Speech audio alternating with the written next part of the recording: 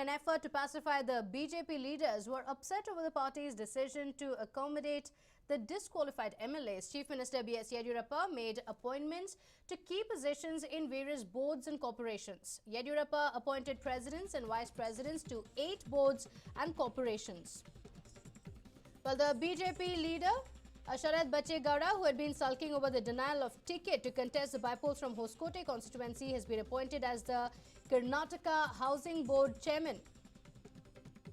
In fact, Sharat, who is the son of the BJP MP BN Bachegowda, was upset over the party's decision to give a ticket to the disqualified MLA MTB Nagaraj or his kin. Nandish Reddy has been appointed as the BMTC Board Vice President. HR Gaviyappa named as Small Scale Industries Corporation President, and VS Patil has been named as the NWKRTC Board President. Well, Ganesh Poojari has been appointed as the Border Development Authority President. UB Banakar, Basangada as well have been appointed to key positions. So, several of these disqualified MLAs, Muniratna, ST Somashekar, MTB Nagaraj, Bharati Baswaraj had met Yediyurappa and thanked him for making their way easy by pacifying the BJP leaders.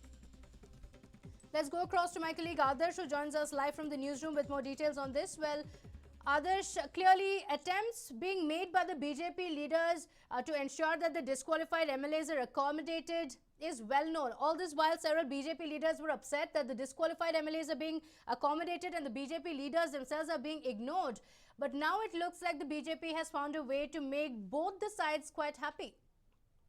Now let us understand the basics first. The BJP government is in place here in Karnataka only because of the disqualified MLAs, and it is the BJP government's prerogative to really go ahead and ensure that the disqualified MLAs are happy. And time and again we've had BJP leaders, if not really stating it per se, at least indicating that disqualified MLAs will be given their due importance. Be it in the case of Anand Singh, who in fact sought for the bifurcation of Ballari, and BS Yediyurappa really went ahead and endorsed that. So that really irked quite a few BJP leaders, BJP loyalists who've been in the party for quite a while. Now again, if I were to really talk about this, suppose if I say I'm a BJP leader and suppose say you are a disqualified MLA who's now attempting to really have a good relationship with the BJP. Now suppose if the BJP ends up giving a ticket to you, and if they ignore me, I'm a loyalist, I'm a BJP loyalist, and if they ignore me and if they give a ticket to you, then obviously that is going to really irk me.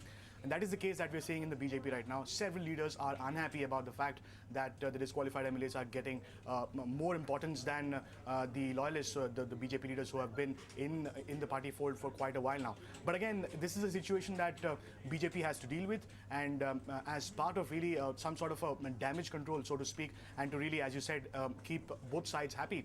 What the BJP is now attempting to do, what BS Yediyurappa is attempting to do, is that he's really trying to go out and reach out to all the leaders within the BJP who are unhappy about the fact that disqualified leaders may be given plum positions. So he's really going out there and ensuring that all of these leaders who are unhappy are given some sort of a position, some plum post within the government. For example, if we were to really take Sharat Bachegowda's example. Now his father is a BJP MP, it is a known fact. But in the end, it looks as though MTB Nagaraj, who is from Hoskote, he's a disqualified MLA. It seems as though the BJP is having some sort of a soft corner for MTB Nagaraj, so to speak.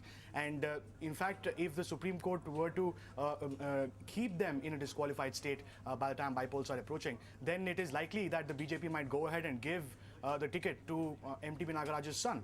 So obviously that is not going down too well with Sharat Bachegowda. Now what is really interesting to note here is that family politics are really playing out. If it's not the disqualified leader, if the leader continues to be disqualified, then their kin would be given that position. So obviously there is really nowhere for several BJP leaders to go, several BJP leaders from those very constituencies. They have nowhere else to go. They've really given their hard work to the constituency in their own way, but somewhere down the line they're now feeling neglected. So that is what you have. Sharad Bachegowda has been given the position of Housing Board Chairman. So that is again a plum position. Now this is just the beginning. This is only the tip of the iceberg. We'll have several such leaders who will be accommodated in various other posts, and they will try to really ensure that there is minimum amount of dissidence within the BJP camp going into the by-polls. Now, if I were to take one more example, there is one more BJP leader who is UB Banakar. Now, he's upset over the party's decision to give a ticket to disqualified MLA BC Patil or his kin. This is Hide that I'm talking about. So, BC Patil again is a disqualified MLA. So if the court proceedings do not go in the disqualified MLA's favor, if they continue to be disqualified, then BC Patil's son will get the ticket from Hide. So that is obviously not going down well with the leader, BJP's leader from that very constituency, who happens to be UB Banakar. So again, there is again a post that is given to UB Banakar. So that is again beginning. It is just starting off as to how really BJP is going about ensuring that the BJP leaders, the actual BJP members, party leaders are somewhere down the line satisfied. They're given some sort of a position. But the larger question is, will this really be enough? Will all of these leaders who are unhappy be satisfied with whatever posts they're getting? What if they really have some other game plan? Now, this is again a damage control of sorts that the BJP is indulging in at this point in time. It remains to be seen as to how things will really pan out, what all of these unhappy leaders will do, and what the disqualified MLAs will also do. But obviously, it is palpable. It is really understandable that several BJP leaders are very unhappy with the kind of importance that the disqualified MLAs are getting at this point in time, Pratibha. Right. Adarsh, also this does remind us of what happened with the previous coalition government as well. As we remember, it was the very same process that was followed there as well to ensure that a few of the angry leaders are pacified. A few key posts were given, but those key posts were not enough to make these leaders happy. So, for the coalition, now that the tables have turned to sit back and watch, it looks like the BJP has now fallen into their own trap. Yes, they are in power, but at the same time, they also need to ensure that everyone within the BJP is happy. Those who ensure that they came back to power, they're happy. So it's quite a tough job for the BJP there as well. And, reminiscent of what happened with the coalition government just a few months ago. Very well put, Pratibha. Again, it would be an understatement, in fact, if I were to say that cracks are beginning to appear within the BJP camp.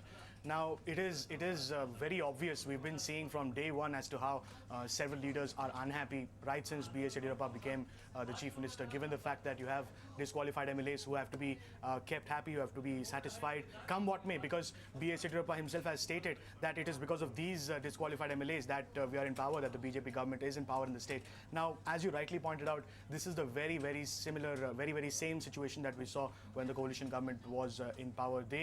All they really wanted to do, all their entire effort was just around keeping everybody happy, and that also they really failed at, because eventually there were a lot of unhappy faces for whatever reasons. They rebelled against the party, and hence you have the BJP government, which is no different in the end, because now there is enough amount of dissidence within the BJP, which almost looks like it's the coalition government. So in all of this mishmash, it almost seems as though the Congress and the JDS do not really have much to do. They can just sit back and watch BJP slowly implode within itself with the kind of dissidence that is growing day in and day out, while we constantly speak about how Congress is a divided house, how they're not able to decide on their leader of opposition post, how there are several meetings being held, how there are Sonia Gandhi loyalists, how there are Rahul Gandhi loyalists. But what about the BJP? BJP, at least in the state, is going through a very, very similar situation where nobody knows what is going to happen. Right now, BS Yediyurappa seems he's got things under control. He's trying to do his best. He's trying to put his mind, he's trying to use the best minds around him to ensure that there is some sort of a damage control done, so that all these unhappy leaders within the BJP are given